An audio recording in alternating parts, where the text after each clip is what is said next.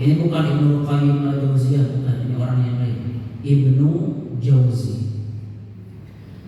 Apa yang beliau sebutkan jemaah kaum muslimin? Beliau menyebutkan pada suatu siang yang terik, terlihat seorang laki-laki membawa seorang laki-laki yang lain. Laki-laki pertama masih muda, dan laki-laki kedua sudah tua renta, jalannya membungkuk dan seperti matanya tidak bisa melihat sesuatu dengan jelas, berjalan dengan tertatih-tatih.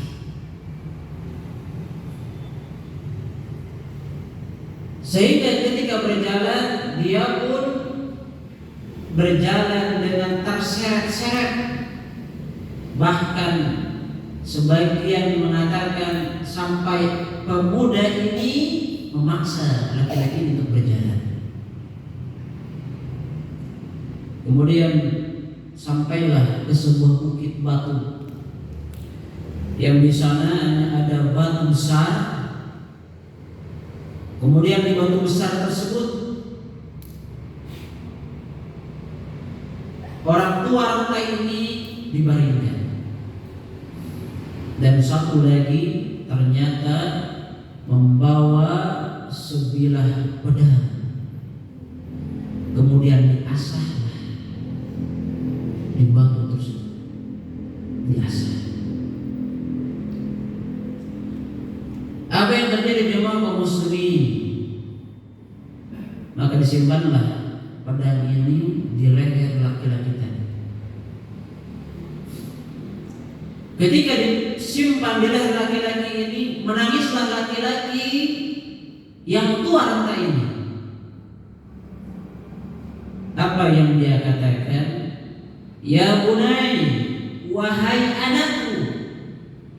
Berarti yang pemuda ini siapa? Anaknya. Berarti laki-laki tua ini adalah seorang bapak dari anak yang memegang pedang tadi. Ya bunai, wahai anakku. Maka ketika demikian, anak ini bertanya, ya Abi, kenapa engkau menangis, memanggil-manggil namaku? Maka laki-laki ini mengatakan, tadzakkartu, aku mengingat siapa? Kakekmu. Sungguh di hari yang seperti ini, kata dia, dan di batu ini, bahkan dengan pedang yang kau pegang itu, di sini pula lah aku menyembelih kakekmu. Masya Allah. Aku menyembelih siapa? Kakekmu. Berarti laki tua renta ini dulu membunuh siapa? Bapaknya. Dan giliran dia akan dibunuh siapa? Anaknya. Ini kisah yang disampaikan oleh Imam Ibnu Jauzi yang menjelaskan tentang al-jaza min jinsil amal. Apa yang kita tanam, maka itu pula kita akan memanen. Dalam masalah apa? Hukukul walidain, durhaka kepada orang tua. Jemaah kaum muslimin, Allah Subhanahu wa taala menyebutkan wa qala rabbuka alla ta'budu illa iyyahu wa bil walidaini ihsana. Allah menyebutkan sungguh Rabbmu telah menetapkan kewajiban apa? Alla ta'budu illa iyyah, agar engkau tidak beribadah kepada selain Allah, wa bil walidaini ihsana, dan engkau berbuat baik kepada kedua orang. Jemaah kaum muslimin, di dalam Taurat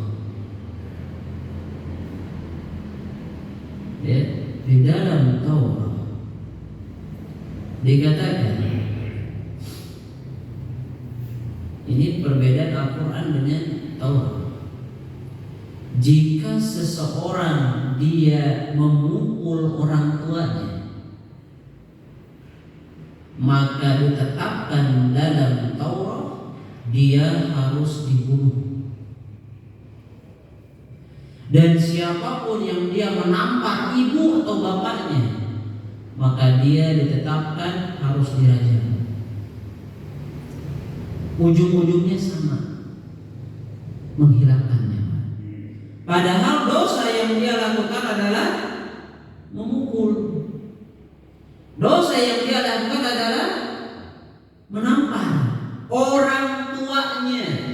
Di dalam Taurat, jika memukul dibunuh, jika menampar dirajam. Maksud dibunuh di sini apa? Jadi dipenggal lehernya. Maksud dirajam ini apa? Dilempari badannya dengan batu sampai mati. Itu namanya dirajam. Dilempari badannya dengan batu, ya. Sebagian riwayat menyebutkan dilempari kepalanya dan ditanam sebagian tubuhnya di dalam tanah, kemudian tinggal seleher, maka yang seleher itu dilempari dengan batu. Cara melempar seperti ini. Ini Pak, ya, seperti ini sampai mati. Subhanallah. Begitu agungnya kedudukan orang tua di hadapan Allah Subhanahu wa taala. Dan saya yakin meskipun rambut kita telah beruban, andaikan orang tua kita masih hidup, pasti bapak masih dipanggil hujan. Kaset bersih. Ibu, andaikan masih memiliki orang tua di zaman ini, di masa ini, di waktu ini, meskipun ibu matanya sudah tidak jelas melihat, meskipun ibu rambutnya sudah memutih, bahkan mungkin bisa jadi seluruh kulit kita telah memiliki keriput, tapi di hadapan orang tua kita masih dikatakan neng, nyai, gelis. Kita ini di hadapan mereka sama masih dikatakan anak kecil.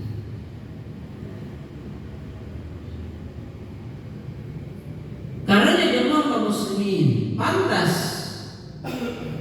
jika surga itu berada pada mereka, jika pintu surga itu ada pada mereka. Bahkan Nabi yang mulia SAW seperti apa yang kita sebutkan dulu di beberapa pertemuan, menjadikan kerugian siapapun yang dia mendapatkan orang tuanya atau salah satu di antara keduanya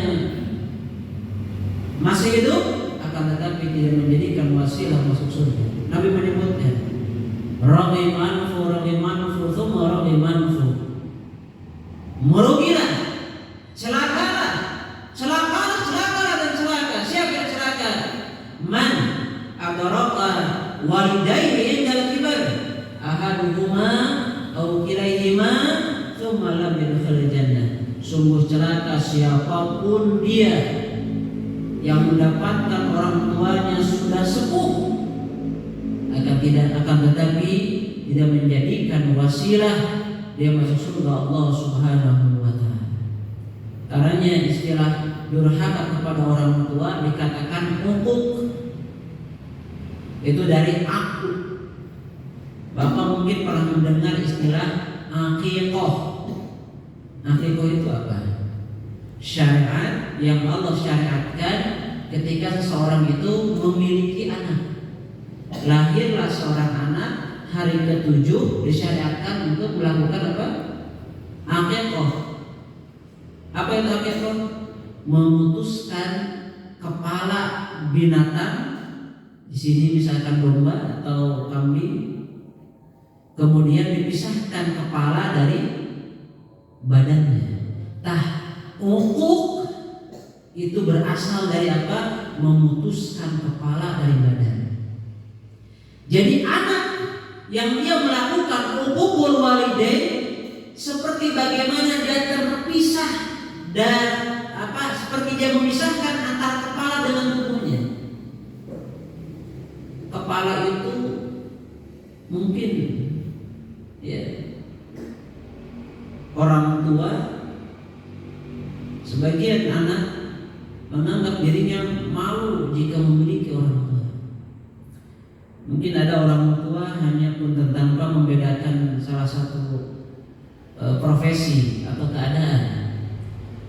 Bisa jadi orang tuanya itu hanya tukang beca, hanya yang bersibukkan dengan cangkul, berlumuran dengan lumpur setiap hari, dan anaknya turun naik dari mobil mewah. Kemudian anak ini tidak mau mengaku dirinya sebagai orang tua. Karena jemaah kaum muslimin, Allah Subhanahu wa taala memberikan sebuah ukuran durhaka yang paling rendah, yang paling ringan. Setelah ini tidak ada kedurhakaan yang lebih rendah daripada itu. Apa itu? In imma yablughanna indaka kibaru ahaduhuma aw kilahuma fala taqul lahumā uffin wa la tanharhumā. Ketika bagaimana kalian mendapatkan mereka kedua orang tua sepuh atau salah satu di antara keduanya, fala taqul lahumā uff, jangan pernah mengatakan uff. Ini dalam bahasa Arab uff, mungkin bahasa Indonesianya Apakah demikian? Termasuk di dalamnya sesuatu yang berkaitan dengan isyarat. Isyarat itu apa? Dia tidak mengatakan apa-apa, tapi matanya menunjukkan kemurkaan terhadap orang tuanya. Maka ini juga termasuk uququl walidain, durhaka kepada orang tua. Karena jemaah muslimin, terkadang dan kita pastikan ketika kita sakit panas, maka bapak kita pontang-panting pergi ke warung, ibu kita langsung cari obat, menyiapkan obatnya agar panas kita segera turun. Artinya apa? Ketika kita sakit, orang tua kita menginginkan kehidupan. Bahkan tidak sedikit di antara orang tua yang anaknya sakit parah, menjual seluruh hartanya hanya untuk mengharapkan kehidupan seorang anak. Tapi coba kita lihat, terkadang dan banyak di antara para anak ketika orang tuanya sakit terbaring, justru sebaliknya menginginkan kematian mereka. Makanya saya peribahasa di Sunda, kolot mah boga budak loba pasti kaurus. Kolot orang tua kita memiliki anak banyak, bahkan anak orang tua terdahulu atau di generasi ini juga masih ada punya anak 10, 11, 12 keurus semua. Tapi anak yang 13, 14, 10 belum tentu bisa mengurus orang tua yang hanya tinggal satu. Belum tentu itu.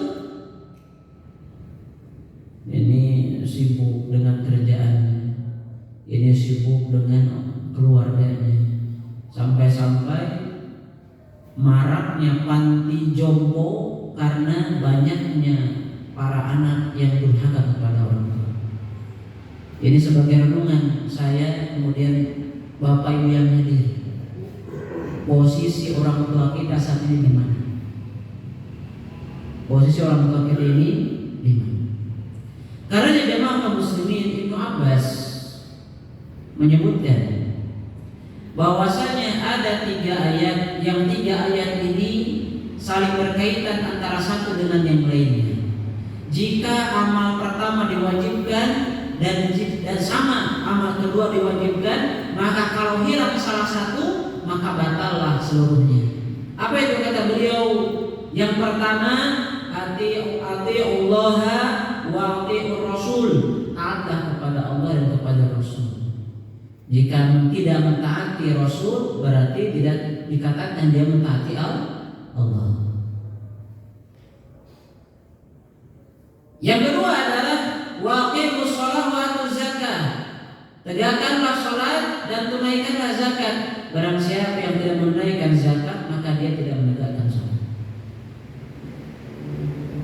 Atau sebaliknya, barang siapa dia tidak menegakkan salat, ya, maka bisa jadi dia tidak akan pernah mampu untuk berzakat. Karena orang yang dia berzakat adalah di antara salah satu ciri dia telah menegakkan salat. Yang ketiga adalah apa? Anishkurli wa liwalidayka. Bersyukurlah kalian kepadaku, maka kalian akan bersyukur pula kepada bapak ibu. Menunjukkan apa? Barang siapa yang dia tidak bersyukur kepada orang tuanya, maka dia tidak dikatakan bersyukur kepada Allah. Ini saling berkaitan. Jadi kalau seseorang tidak mampu untuk berbakti kepada orang tuanya, maka dia belum pernah bersyukur kepada Allah. Bahkan jemaah muslimin, di dalam perjalanan Isra dan Mi'raj ya. Nabi yang mulia SAW diperlihatkan sebuah peristiwa yang menjadikan beliau ketar-ketir, khawatir. Ada banyak manusia jamaah muslimin ahli barakatullah, itu mereka digantung di pohon api di neraka. Digantung di pohon api di neraka. Maka Rasul yang mulia berkata kepada Jibril, wahai Jibril, siapa gerangan manusia-manusia yang dia digantung di pohon api di dalam neraka? Maka Jibril mengatakan, mereka adalah yang melakukan uququl walidain, durhaka kepada orang tua. Oh, berarti kalau durhaka kepada orang tua, siksanya itu hanya di neraka saja, di akhirat saja? Ternyata tidak, jemaah muslimin. Nabi dalam hadis yang lain dikatakan, kullu dzunubin yu'akhirullahu minha ma syaa ila yaumil qiyamah. Sesungguhnya setiap dosa balasannya Allah Subhanahu wa taala tangguhkan pada hari kiamat. Setiap dosa Allah tangguhkan pembalasannya pada hari kiamat. Illa uququl walidain, kecuali mereka siapapun yang melakukan kedurhakaan kepada orang tuanya, fa innahu yu'ajjilu li sahibihi. Sesungguhnya dosa tersebut, dosa durhaka kepada orang tua itu diawalkan, disegerakan kepada pelakunya, yakni uqubatu fid dunya qabla yaumil qiyamah. Dosa durhaka kepada orang tua disegerakan di dunia sebelum dia menginjakkan kaki pada hari kiamat. Jadi andaikan memang kaum muslimin, kalau kita dalam segi usaha semakin sulit, apapun urusan kita di dunia ini kok tambah sulit, maka ingat dulu satu. Pernahkah di antara kita yang menjadikan hati ibu kita terrobek-robek? Pernahkah kita mengucapkan sesuatu yang kalimat tersebut andaikan terdengar oleh bapak kita bagaikan langit yang runtuh kepadanya? Andaikan ini terjadi, maka tidak akan pernah ada kehidupan yang penuh keberkahan kepada hidup kita.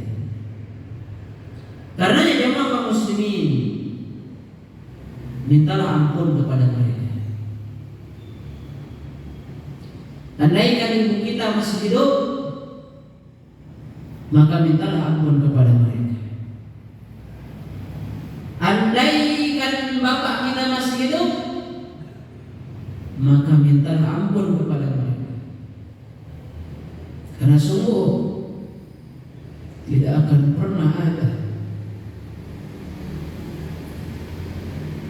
pintu surga kepada siapapun yang dia durhaka kepada orang tuanya. Jemaah kaum muslimin, suatu ketika datang seorang laki-laki kepada Nabi yang mulia SAW, dan ketika itu datang panggilan jihad kepada kaum muslimin. Maka Nabi yang mulia SAW bertanya kepada laki-laki ini, "Ahayyun walidak?" Apakah masih hidup kedua orang tuamu? Maka Nabi menyebutkan, orang ini mengatakan, "Nah, benar ya Rasulullah, orang tua saya masih hidup." Qala fa fihima fajahid, maka dengan engkau berbakti kepada keduanya itu juga bernilai jihad. Itu juga bernilai apa? Jihad. Sampai Nabi menyebutkan dalam hadis yang lain, "Ala unabbiukum bi akbaril kabair." Maukah kalian aku sebutkan dosa-dosa besar, sekian dosa besar? Apa itu? Al-isyraku billah. Yang pertama, engkau menyekutukan Allah. Yang kedua, wa uququl walidain, engkau durhaka kepada kedua orang tua. Ini yang muslim. Makanya Imam Ahmad menyebutkan sebuah alamat, tanda kapan seseorang itu dikatakan sebagai anak yang durhaka kepada orang tua. Dia menyebutkan seorang anak dikatakan durhaka kepada orang tuanya tatkala hari itu dia tidak mendoakan keduanya. Tatkala hari itu dia tidak mendoakan keduanya.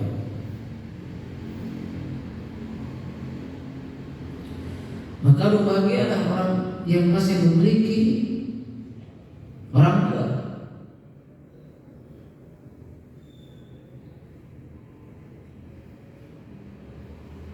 Andaikan orang tua kita telah wafat,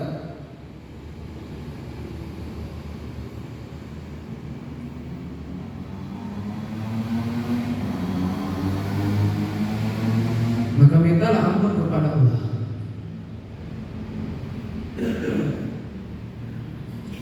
Dan andaikan bisa, buatlah sebuah amalan jariah yang bisa mengalir pahalanya kepada mereka. Apa di antara amal jariah? Misalkan membuat sumur untuk umum, mengalirkan air kepada masyarakat. Dan makanya kalau orang-orang Saudi itu sampai saat ini berlomba-lomba untuk apa? Memberikan air kepada manusia sebagai jariah orang tua. Ada juga yang mereka berlomba-lomba membangun masjid atas nama orang tuanya. Atau juga ada yang menginfakkan mushaf kepada pesantren-pesantren tahfidz bagi orang tuanya sebagai amal jariah yang bisa mengalir kepada orang tua. Maka saya ingatkan, Bapak kalau mampu untuk beramal jariah untuk orang tua kita sudah wafat. Tapi kita ingin ada sebuah jariah kepada orang tuanya. Andai nggak punya tanah luas, buatlah pesantren di sana. Jadikan lokasi tersebut orang-orang yang hafal Quran yang ada mushaf di sana. Jadikan pula sumurnya Bapak bangun sendiri, sehingga air tersebut dipakai wudhu oleh santri-santrinya, habis wudu dengan ayat tersebut dalam Quran suci. Orang santri-santri ini sholat wajibnya, sholat sunatnya, membaca Al-Quran, bahkan ayat sebut-sebut diminum oleh mereka.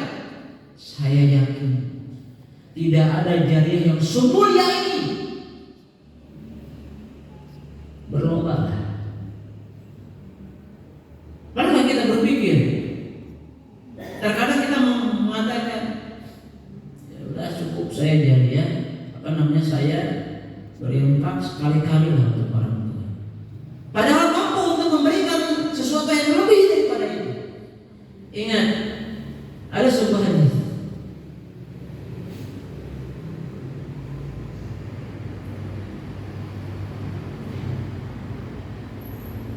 yang disebutkan dari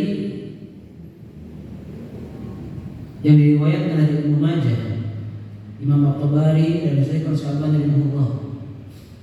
Ja'a rajulun ila Rasulillah. Datang seorang laki-laki kepada Rasulullah. Ya Rasulullah, ya Rasulullah, inna abi yuridu ayyajtaha mali. Ya Rasulullah, sesungguhnya orang tuaku ingin mencuri hartaku, ingin mengambil hartaku. Faqala ya sallam, anta wa maluka li abika, dirimu dan juga hartamu itu milik ayahmu. Dirimu dan hartamu itu milik ayahmu. Tidak ada ceritanya seorang ayah mencuri anaknya, mencuri harta anaknya, tidak. Harta seluruhnya itu milik ayahnya. Seluruh harta kita itu milik orang tua kita.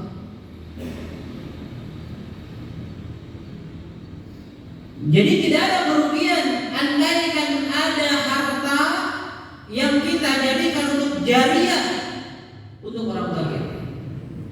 Coba Pak, biaya buat sumur itu berapa sih? Kalau hitungan di daerah saya nih Pak ya, kalau tukang 2 orang sehari itu gali sumur 100. Ya Kak, 120 lah kalau pakai mobil. 100 aja kita. 100. Kalau di 1 hari itu bisa kedalaman kurang lebih, yang gali maksudnya yang gali ya, itu bisa kurang lebih 1,5 meter. Mungkin daerah yang lain berbeda.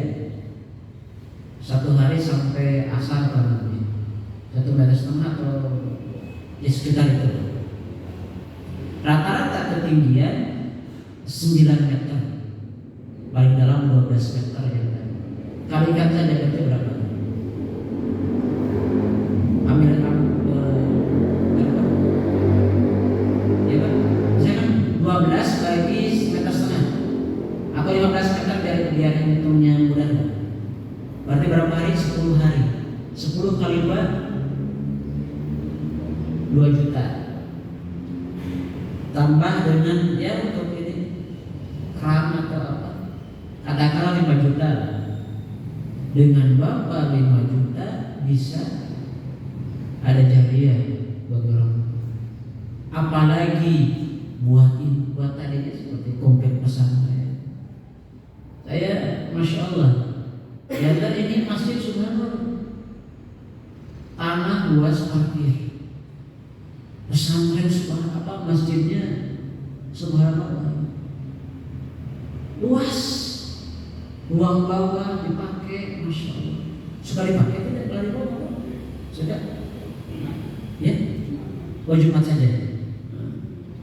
Ini subhanallah, Bapak sendiri saja punya masjid yang ya nggak usah gede-gede, yang penting di sana para penghafal Quran ada. Makanya rata-rata pesantren yang ada terutama di Garut ini itu adalah wakaf dari yang memiliki tanah. Wakaf dari yang memiliki tanah. Ya seperti mungkin Darul Arkom ya, pesantren dia Ranca Bamo, Ranca Bobo, ya itu subhanallah itu. Atau pesantren yang lainnya. Karena di Garut ini banyak sekali pesantren, sehingga saya terdata itu kurang lebih 200 lebih, atau mungkin kurang daripada itu. Belum lagi yang tidak terdata. Subhanallah. Jemaah kaum muslimin, kalian warahmatullah.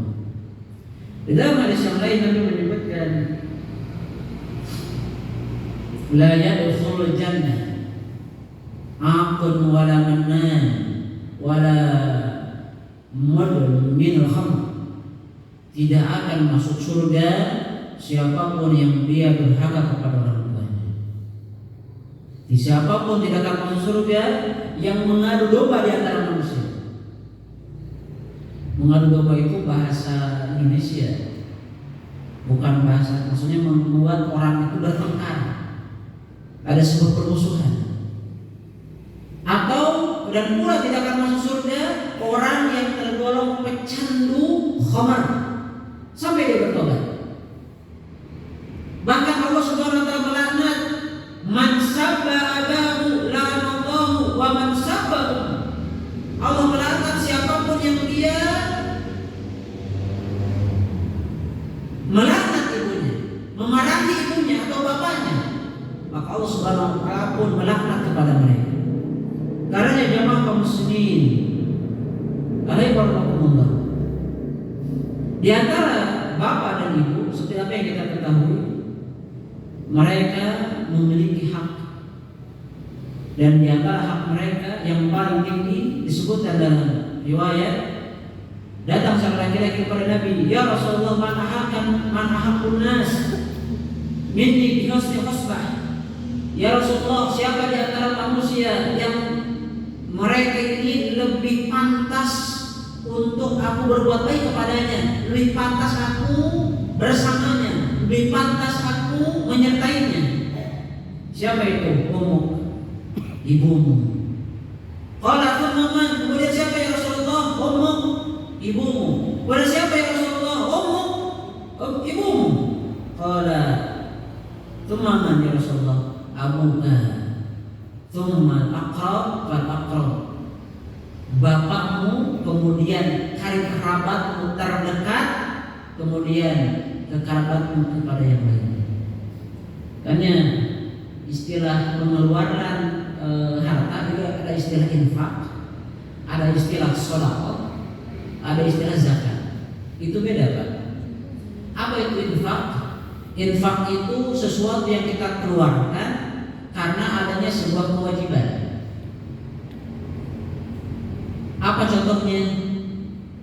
Suami kepada istrinya, seorang bapak kepada anaknya, termasuk seorang anak kepada bapaknya, termasuk seorang laki-laki kepada karib kerabatnya.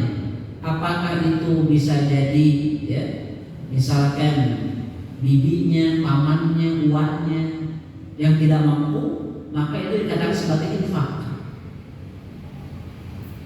Kalau zakat itu kaitannya dengan kita tahu pengeluaran zakat yang di luar dari kerabat, itu namanya ada mustahik zakat, orang fakir, maka itu adalah apa? Diberikan kepada orang yang di luar dari kerabat kita. Adapun infak adalah diberikan kepada karib kerabat kita, namanya infak, karena ada sebuah kewajiban di sana. Kewajiban yang tidak ada takarannya. Kalau orang lain yang dia fakir, tapi orang lain tidak ada hubungan karib kerabat, itu ada takarannya kan? Zakat berapa persen? Karena ada takaran untuk orang lain. Tapi kalau kepada keluarga kita, karib kerabat kita, seperti bagaimana Abu Bakar As-Siddiq memberikan nafkah kepada karib kerabatnya yang fakir.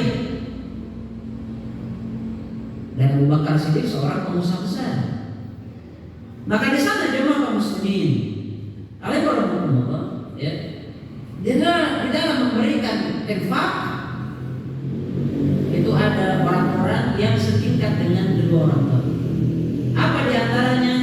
Seperti apa yang Nabi yang mulia SAW sebutkan, khalah. Khalah itu adalah bibi. Ya, bibi. Bibi itu siapa? Bibi itu adalah adik dari ibu kita. Ya, adik dari ibu kita, dari bapak kita, dari orang tuanya pokoknya kan. Kalau kita kan kalau bahasa Arab kan ada khalah, ada ammah. Ya, ammah itu saudara dari bapak. Kalau khal itu adalah dari ibu. Artinya bisa jadi kakak ibu atau ada ibu. Atau kalau yang lain, kalau kita kan hanya paman sama bibi. Kalau Sunda ada uwa. Uwa itu berarti kakaknya, misalkan bapak kita atau kakaknya ibu kita, itu namanya uwa. Nah, dalam Islam yang namanya khalah itu adalah kakak perempuan ibu atau adik perempuan ibu, maka kedudukannya sama seperti ibu kita. Jadi bapak yang masih kena kegaduhan bibi di ibunya, ibu kita, maka itu kedudukannya sama seperti bagaimana ibu. Jadi kalau ingin berbakti kepada ibu, maka lakukan, andai ibu kita telah wafat, lakukan kebaikan kepada adik ibu kita atau kakak ibu kita. Sama seperti bagaimana kalau kita ingin berbakti kepada bapak, maka berbakti pula, berbaik pula kepada kakak bapak kita atau adiknya bapak kita, paman atau bibi kita. Karena mereka itu berada pada hak ibu atau bapak kita. Makanya ada bahasan, ya. Jadi bahasan berbakti kepada kedua orang tua ketika mereka sudah wafat. Jadi berbakti kepada orang tua itu bukan berarti ketika mereka masih hidup saja, bukan. Akan tetapi sampai pun mereka jemaah kaum muslimin, sampai pun mereka wafat, maka bakti seorang anak kepada orang tua itu bisa terus dilaksanakan. Jemaah kaum muslimin, dalam hadis yang lain, dalam hadis yang lain dikatakan, ya, di dalam hadis Abu Dzar, ja'a rajulun, datang seorang laki-laki kepada Abu Dzar, ya Abu Dzar, inni tazawwajtu imra'atan, sesungguhnya aku telah menikahi seorang perempuan, wa inna ummi ta'muruni bi talaqiha, sesungguhnya ibuku menyuruhku untuk menceraikannya. Untuk apa? Menceraikannya. Faqala Abu Dzar, maka Abu Dzar menjawab, sami'tu Rasulullah, aku telah mendengar Rasulullah SAW mengatakan apa? Al-walidu awsatu abwabil jannah, sesungguhnya bapakku atau kedua orang tua itu adalah apa? Pertengahan pintu surga. Fa in syi'ta faqbali dari kebal, apabila engkau menginginkan menyia-nyiakan pintu tersebut, maka biarkanlah. Awit fi'l, atau engkau jaga pintu tersebut. Seakan-akan Abu Dzar ingin mengatakan, ya, jika engkau ingin berbakti kepada keduanya, maka ceraikanlah istrimu. Tapi jika engkau ingin menyia-nyiakan orang tuamu, maka tetaplah bersama istrimu tersebut. Ini menceraikan seorang istri karena perintah orang tua, ya. Di dalam hadis ini jemaah kaum muslimin ada riwayat Imam Ahmad dan Ibnu Majah dan Tirmidzi dan Sahih Al-Albani rahimahullah, seakan-akan dikatakan wajib. Kenapa demikian?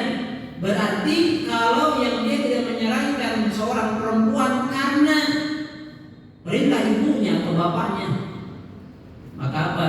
Maka dia telah dihukumi durhaka kepada orang tua. Dan durhaka kepada orang tua ancamannya apa tadi?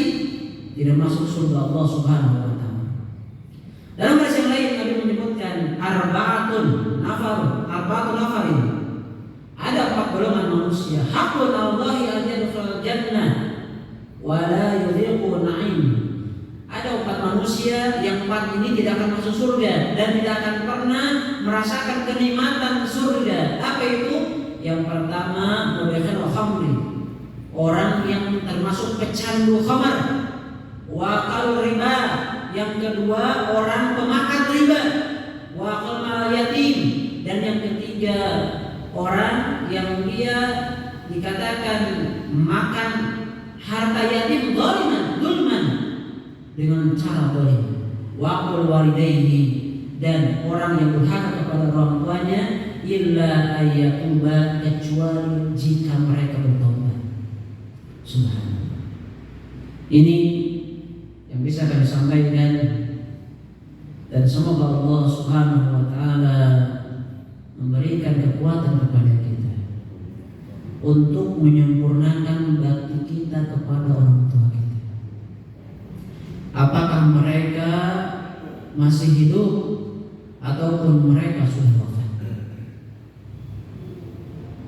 Dan andaikan jemaah kaum muslimin kita memiliki anak, semoga Allah Subhanahu wa taala memberikan kekuatan kepada mereka untuk bersabar atas kejelekan kita, untuk bersabar atas kekurangan kita.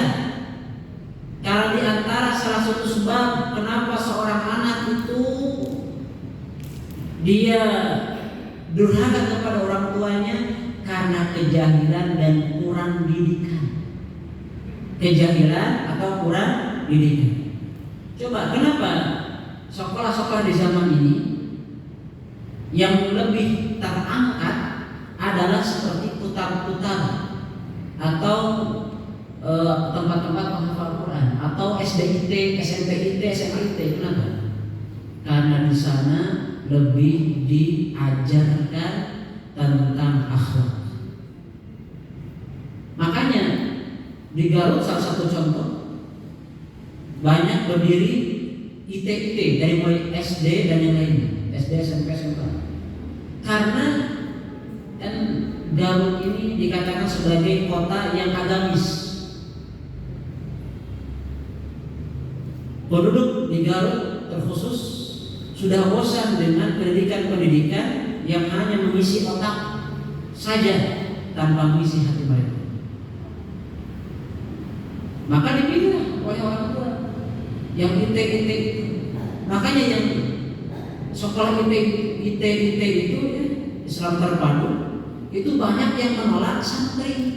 Kenapa? Kapasitas dan permintaan itu lebih tinggi daripada daya tampung pesantren atau sekolah tersebut. Saya keliling-keliling ya, sedikit keliling gitu ya. Terlepas daripada uang masuk dan harga ini berbeda, tapi seluruh tidak ada kita yang kosong. Tapi ada sekolah SD negeri yang tutup, bukan kosong lagi, tutup. Salah satu contoh di tempat dekat rumah saya di Cibatu, itu ada SD yang tutup. Sudah di merger tutup lagi, masih tutup. Ada SD negeri, ada berapa itu? Awalnya di merger tahun pertama, di merger, akhirnya apa? Tutup. Nggak tahu kalau di Garut Kota ada yang tutup tidak? Tapi di daerah sana itu ada yang tutup, Pak. Betul itu negeri, SD negeri, ya. Itu ada beberapa yang tutup. Dan mungkin secara Indonesia mungkin banyak. Karena tadi banyaknya sekolah Islam terpadu. Ya, Islam terpadu. Makanya subhanallah ya, tadi berdoa kepada Allah agar orang tua kita diampuni segala dosa mereka. Allahumma ighfir lana wa li walidina wa li masyayikhina wa li asatidatina wa li muslimin. Rabbi ighfirli wa li walidayya, Rabbi ighfir lana wa li walidina kama rabbayani shaghira. Nambah barangkali yang bertanya silahkan bertanya.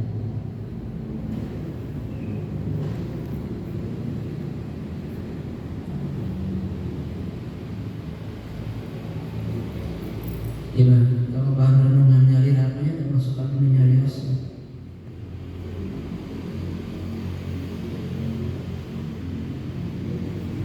Nah, sedikit tambahan, masih ada sedikit. Kenapa di negeri kafir itu ada hari Bapak? Kenapa hari Ibu ada? Di Amerika contoh. Mungkin di kita juga ada, tapi saya ingin mengambil sejarah kenapa di negeri kafir, terutama Amerika dan Eropa yang lainnya, itu kok ada hari Bapak, ada hari Ibu, ada hari orang tua, ada hari anak. Kenapa demikian? Karena mereka jamaah kaum muslimin, ya, ketika anak itu balik, maka memiliki hidup masing-masing. Hidup masing-masing. Jadi ketemunya itu pas di hari Ibu saja. Ketemu dengan bapaknya itu hanya bertemu pada hari Bapak saja. Karena mereka tidak terbiasa untuk berbakti kepada orang tua mereka. Didikan kafir itu berbeda dengan didikan muslim. Makanya di orang kafir, coba Bapak mungkin yang pernah ke Amerika atau mengetahui tentang Amerika, itu banyak hari-hari yang demikian.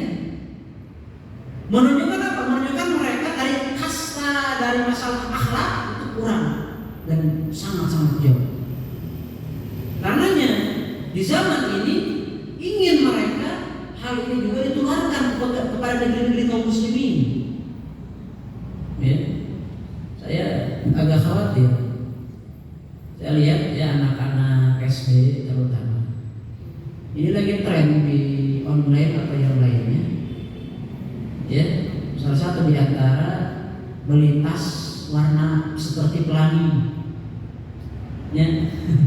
Karena kebiasaan orang kafir, pelangi itu kan disebutkan kepada LGBT ya.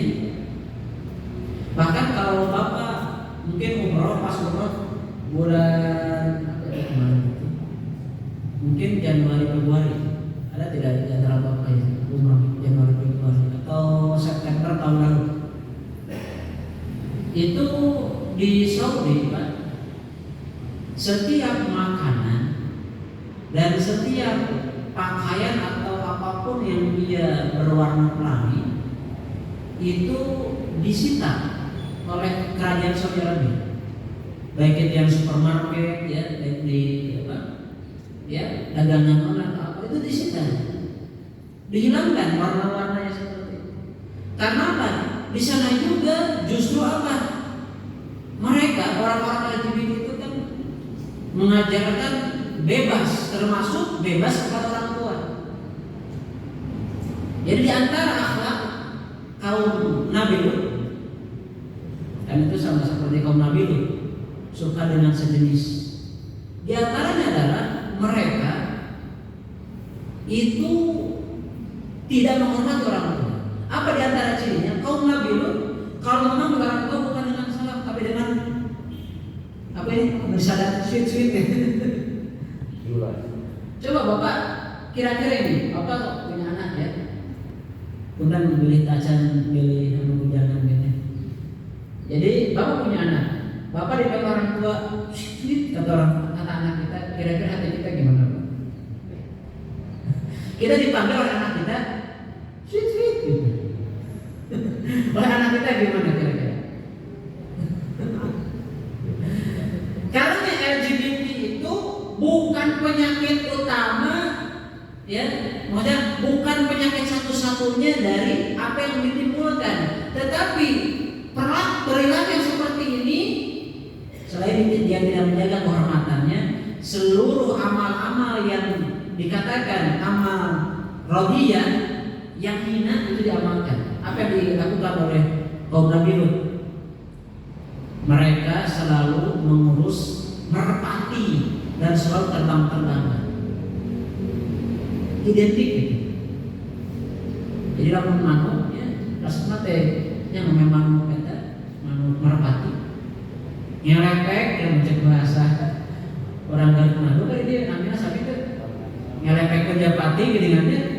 Itu kebiasaan kaum Nabi Lut. Apalagi ngadu hitut. Laras saya heran dan saya kaget. Ada seseorang itu, beliau orang berada. Bapak tahu yang ditolaki? Tahu tidak Pak? Dulu saya bertanya, di Garut ini ada komunitas. Apa itu? Komunitas Gede Hikut Sagarut.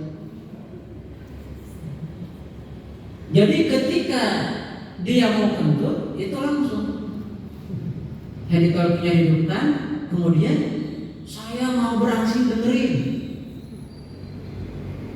Bahkan sekarang kalau dulu makan hidupologi, sekarang kan ada grup WA.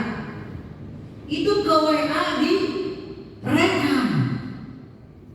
Dan itu ada di dalam saya pesen sendiri geleng-geleng kepala sampai kok ayam gitu. Tapi enggak ada.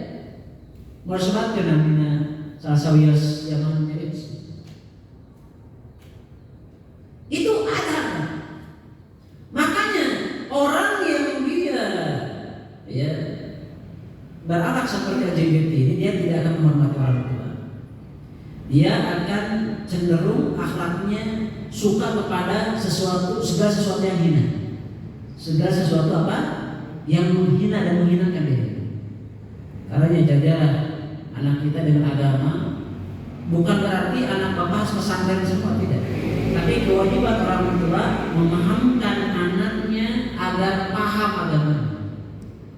Jadi jangan sampai memisahkan agama dengan dunia, ya tidak. Makanya kan tadi saya kelas juga ada SMP, IT, ada pelajaran fisikanya dan yang lain, jurusan IPA, IPS. Ini bagus. Makanya dikatakan IT. Jadinya dunianya ada, untuk akhiratnya juga terus dijaga. Demikian yang bisa kami sampaikan. Mohon maaf jika banyak kekurangan. Semoga Allah Subhanahu wa taala mengampuni saya. Demikian subhanaka wa bihamdika